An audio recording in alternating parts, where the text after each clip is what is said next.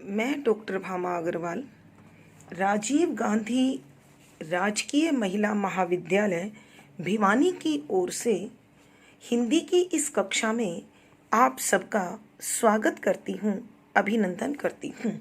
प्यारे बच्चों, आज हम पद संख्या 73 से आगे पढ़ने वाले हैं। पूर्व कथा के विषय में आपको जानकारी है। राधा रानी घर में अकेली है। श्री कृष्ण से बिछुड़ने के कारण उसके हृदय में अत्यधिक पीड़ा है। ऐसे में शीतल सुगंधित प्रातःकालीन पवन घर में प्रवेश करती है। वह राधा की कारुणिक दशा को देखकर उसका कष्ट दूर करना चाहती है।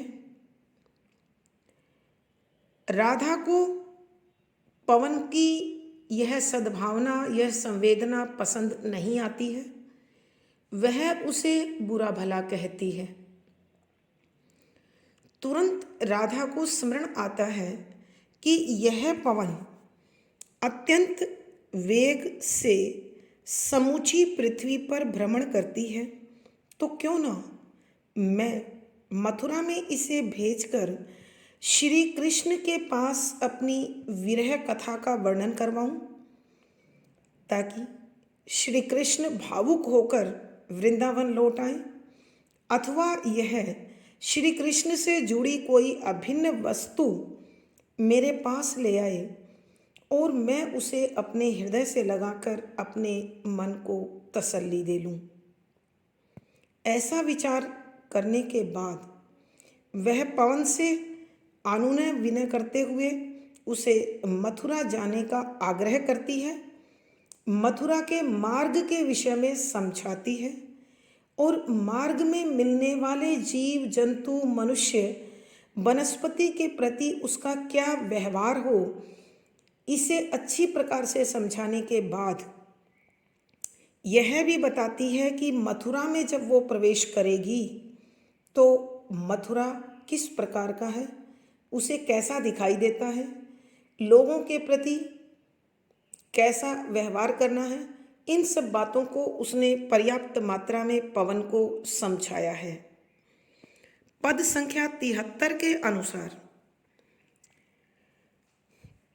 पवन श्री कृष्ण के पास पहुंच चुकी है और श्री कृष्ण को राधा की पीड़ा किस प्रकार वो बताए, उसके लिए राधा जी अनेक प्रतीकों का सहारा लेती है। यहाँ भी इस पद में एक ऐसे ही प्रतीक का प्रयोग कर रही है। पद संख्या 73। धीरे लाना वहन करके नीप का पुष्प कोई, ओ प्यारे के कमल दृग के सामने डाल देना, यूं देना तू प्रकट दिखला, नित्य आशंकिता हो, कैसे होती विरह वश में नित्य रोमांचिता हूँ।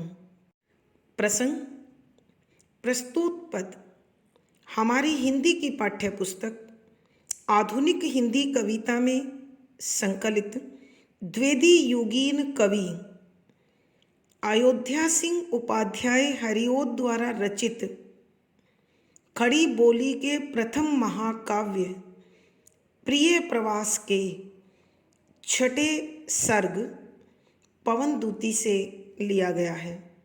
संदर्भ: यहाँ राधा रानी अनेक प्रतीकों के माध्यम से अपनी पीड़ा श्री कृष्ण के समक्ष प्रस्तुत करना चाहती है, तो हवा किस प्रकार उन्हें राधा जी की पीड़ा को समझाए, कैसे बताए, उसका वर्णन इस पद में है। सरलार्थ: धीरे आराम से, लाना ले आना, वहन करके भार उठाकर, नीप कदम, का पुष्प फूल, कोई कोई भी, कि हे पवन तू कहीं से एक कदम का फूल अपने साथ उठाकर धीरे धीरे ले आना। करना क्या है उसका देखिए। ओ प्यारे के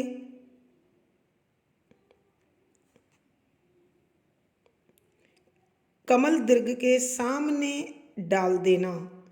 ओ और प्यारे श्री कृष्ण के कमल दीर्घ कमल जैसी आंखों के सामने डाल देना, सामने रख देना। यों देना तू प्रगट दिखला नित्य आशंकिता हो। यों इस प्रकार से देना देना तू तुम प्रकट प्रत्यक्ष दिखला दिखा नित्य हमेशा आशंकिता चिंता से भयभीत। कैसे होती विरहवश में कि किस प्रकार मैं विरह के वशीभूत होती हूँ, नित्य रोमांचिता हूँ और हर पल कल्पना में कभी मिलन और कभी बिछुड़न सोचकर अनेक प्रकार के भावों से युक्त होकर दुख और सुख का अनुभव करती हूँ।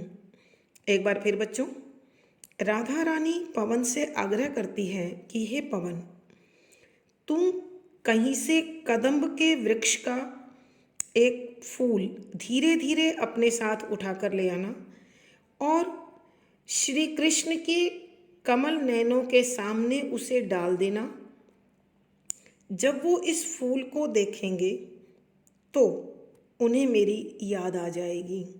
इस प्रकार तो उन्हें प्रत्यक्ष दिखला देना कि जिस प्रकार यह कदम्ब का फूल कदम्ब से अलग होकर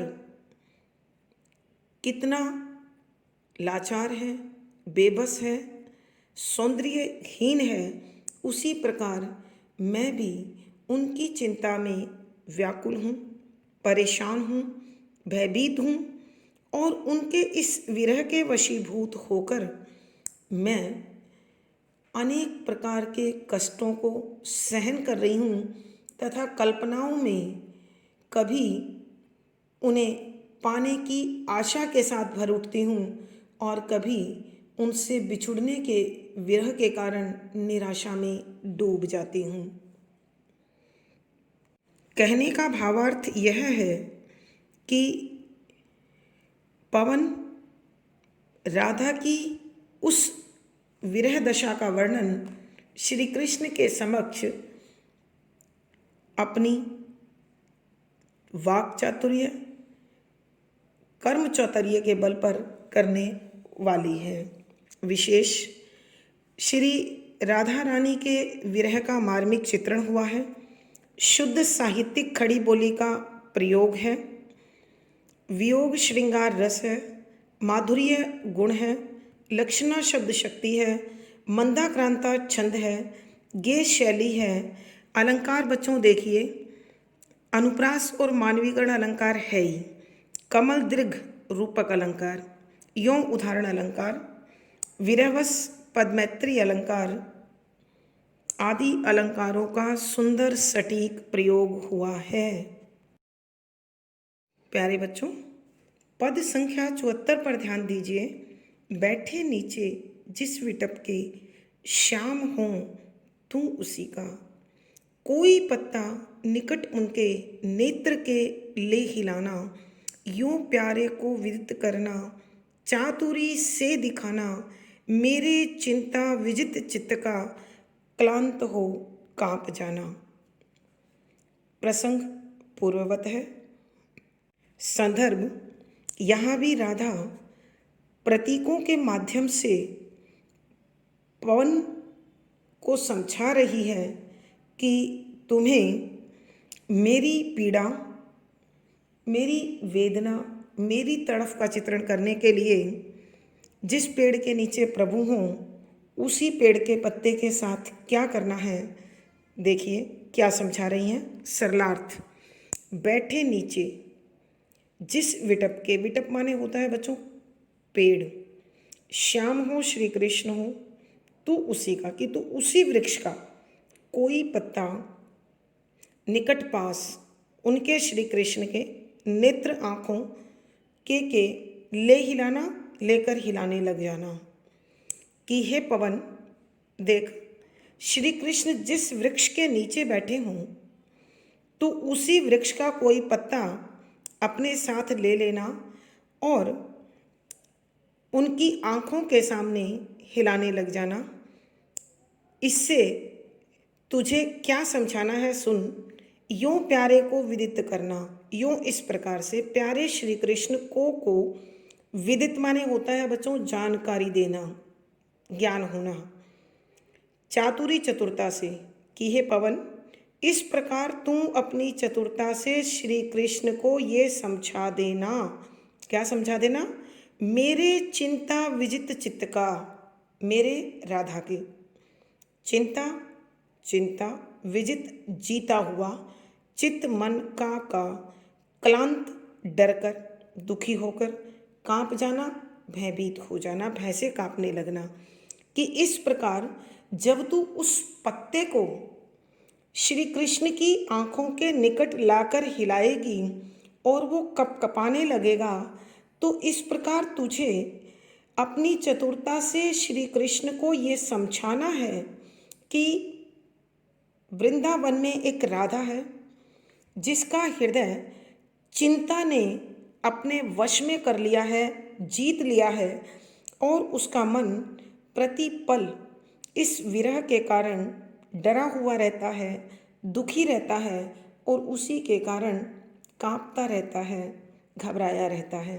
एक बार फिर बच्चों, पवन से आग्रह करती है राधा कि तू जिस पेड़ के नीचे श्री कृष्ण बैठे हों उसी पेड़ का कोई पत्ता तोड़ लेना और उसकी आँखों के पास लाकर उसे इस प्रकार से हिलाना कि वो कांपता सा प्रतीत हो। और इस प्रकार तू श्री कृष्ण को अपनी चतुरता से ये दिखा देना कि वृंदावन की राधा, जिसका हृदय चिंता से डरा हुआ रहता है, भयभीत रहता है, वह इस विरह से दुखी होकर हर पल हर क्षण इसी प्रकार कांपती रहती है, डरी रहती है, सहमी रहती है। कवि के कहने का भावार्थ यह है कि राधा अपने बुद्धि कौशल और चातुर्य से श्री कृष्ण के समक्ष अपनी पीड़ा को उजागर कराना चाहती है।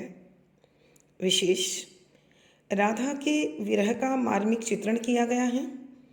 शुद्ध साहित्यिक खड़ी बोली का प्रयोग है, वियोग श्रृंगार है, माधुर्य गुण है, लक्षणा शब्द शक्ति है, मंदाक्रांता छंद है, गेय शैली है, अलंकार देखिए बच्चों, तू संबोधन। अनुप्रास और मानवीगण के विषय में आपको पहले से मालूम है। यो उदाहरण, क्लांत हो कांप जाना, कारण अलंकार। तो इस पद में बच्चों अनुप्रास, मानवीकरण, संबोधन, उदाहरण, कारण आदि अलंकारों का सुंदर सटीक प्रयोग हुआ है। पद संख्या 75।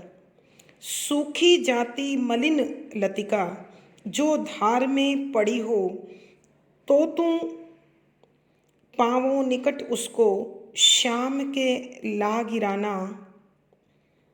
यो सीधे तू प्रकट करना प्रीति से वंचिता हो, मेरा होना अति मलिन ओ सूखते नित्य जाना। प्रसंग पूर्ववत है। संदर्भ वही राधा प्रतीकात्मक प्रयोग के माध्यम से अपनी वेदना श्री कृष्ण तक पवन के माध्यम से, हवा के माध्यम से पहुंचाना चाहती है, और वो कहती है कि सूखी सूख रही हो, यानी उस पेड़ की डाली से अथवा शाखा से जीवन समाप्त हो गया हो, हरियाली खत्म हो गई हो, वह नष्ट होने लगी हो। मलिन माने मैला, लेकिन यहाँ मलिन का अर्थ है सुंदरता से रहित, यानी पेड़ों की जो वास्तविक सुंदरता होती है उस सुंदरता से रहित। लतिका शाखा जो धार पानी की धारा में पड़ी हुई हो, कि जो ऐसी डाली हो, शाखा हो जो सूख चुकी हो और पानी की धार में पड़ी हो, तो तू पाँवों निकट उसको, कि तो फिर तुम पाँव पाँव निकट पास उसको उसको श्याम के ला गिराना, कि तू श्री कृष्ण के निकट लाकर उसे उनके पाँवों में डाल देना।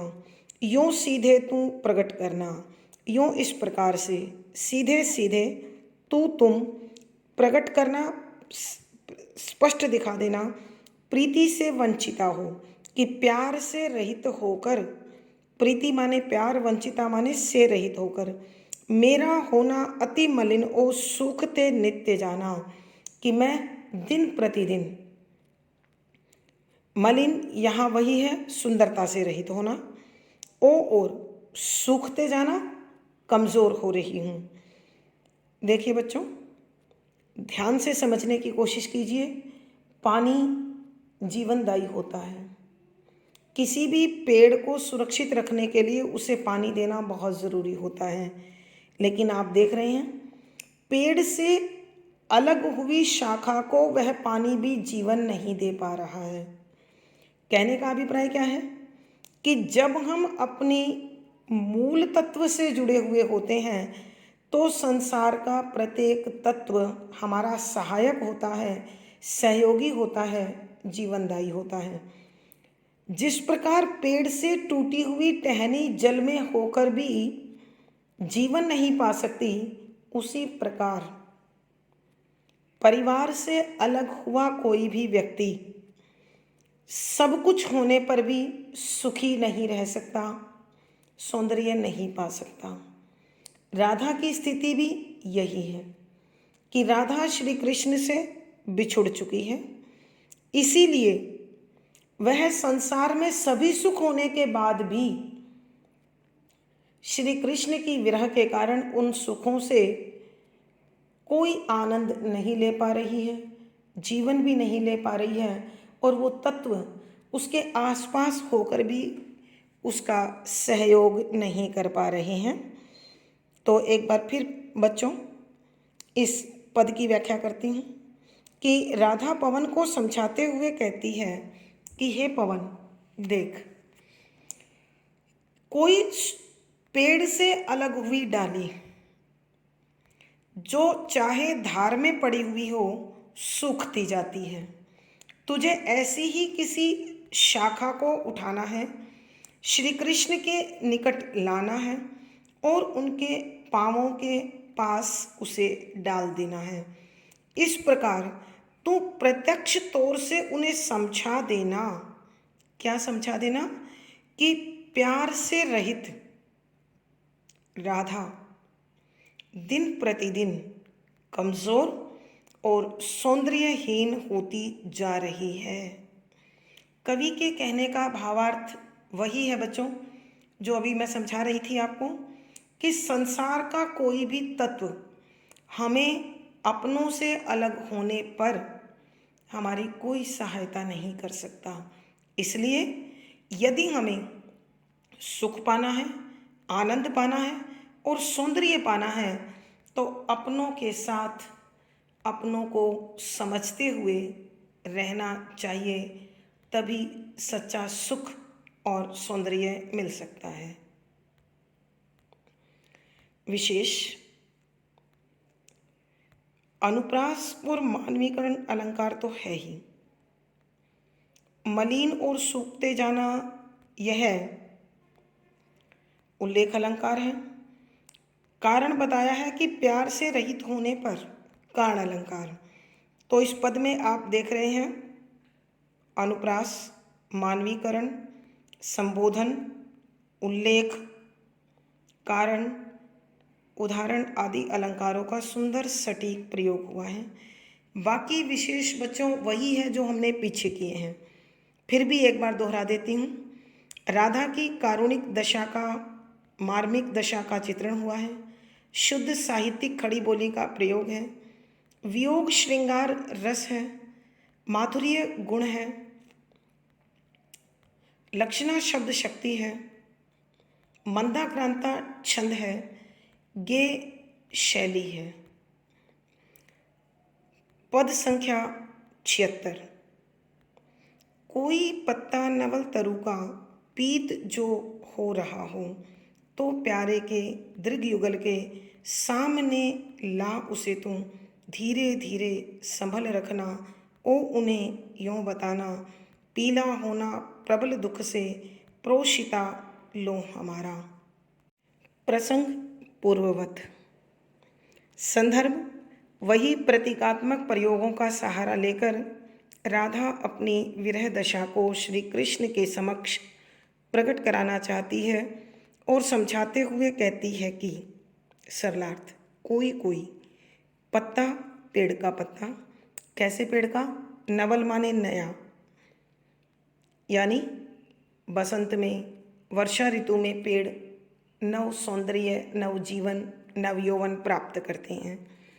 तरु वृक्ष का पीत पीला जो जो हो रहा हो, कि कोई ऐसा पत्ता जो हरे भरे वृक्ष से जुड़ा हुआ हो, हरियाली से प्राप्त पेड़ से जुड़ा हुआ हो, मगर पीला हो गया हो। अगर पत्ते का थोड़ा सा संपर्क भी पेड़ से टूट जाता है तो वो पीला हो जाता है। तो प्यारे के दीर्घ युगल के, प्यारे श्री कृष्ण के दीर्घ युगल आँखों का जोड़ा सामने ला उसे तू, कि उस आँखों के जोड़े के सामने ले आना, धीरे धीरे संभल रखना, कि बहुत संभाल कर ध्यान से उसे रख देना श्री कृष्ण की आँखों के सामने। क्यों रख देना?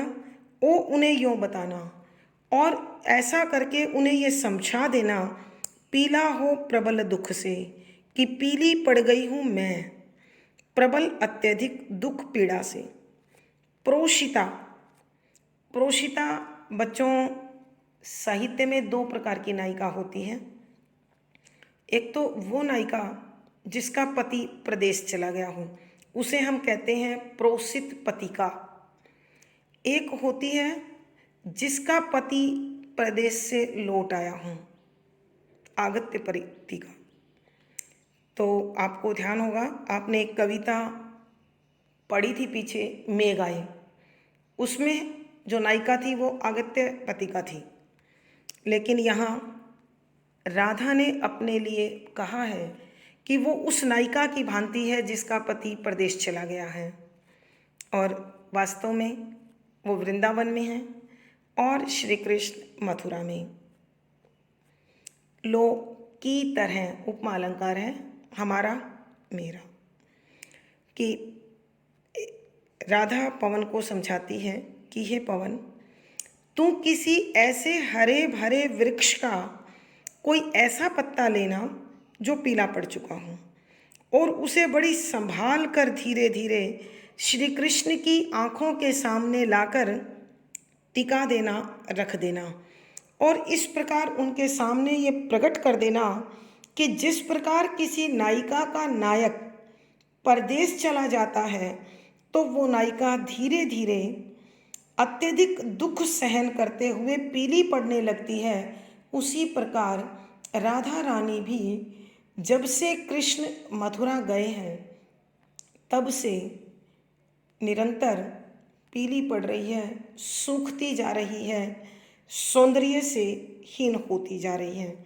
कहने का भाव यह है कि जब कोई अपनों से बिछुड़ता है तो उस वियोग का दर्द उसे जीवन के सभी साधन होने के बाद भी सुखी नहीं रहने देता, प्रसन्न नहीं रहने देता, और उसके सौंदर्य को छीन लेता है। विशेष यहाँ राधा की मार्मिक दशा का वर्णन है, शुद्ध साहित्यिक खड़ी बोली का प्रयोग है, वियोग श्रृंगार रस है, माधुर्य गुण है, वही लक्षणा शब्द शक्ति है, मंदाक्रांता छंद है, गे शैली है, अलंकार बच्चों अनुप्रास, मानवीकरण, संबोधन, धीरे धीरे पुनरुक्ति प्रकाश, प्रोसितालो, उपमा अलंकार आदि अलंकारों का सुंदर सटीक प्रयोग हुआ है। देखें अब अनुप्रास, मानवीकरण, पुनरुक्ति प्रकाश, उदाहरण उपमा आदि अलंकारों ने सौंदर्य को चार चांद लगा दिए हैं। पीला पड़ना मुहावरे का सटीक और सार्थक प्रयोग है। यूं प्यारे को विदित करके सर्व मेरी व्यथाएं, धीरे धीरे वहन करके पाँव की धूली लाना, थोड़ी सी भी चरण रज्जो ला न देगी हमें तू। हाँ, कैसे तो व्यथित चित्त को बोध मैं दे सकूंगी। प्रसंग पूर्ववत। संदर्भ: यहाँ राधा रानी पवन के माध्यम से अपनी विरह दशा को कृष्ण तक पहुँचाना चाहती है। अनेक प्रतीकों का प्रयोग किया है कि एक तरीके से, दो तरीके से, अलग अलग अनेक तरीके बताए कि किसी न किसी तरीके से तो तू मेरी पीड़ा को वहाँ बता पाएगी। जितने विकल्प हो सकते थे, हर विकल्प का राधा ने यहाँ जिक्र किया है। लेकिन अब राधा कहती है, हो सकता है तेरे समझाने पर भी, मेरी पीड़ा को दर्शाने पर भी कृष्ण मथुरा से वृंदावन न आ सके।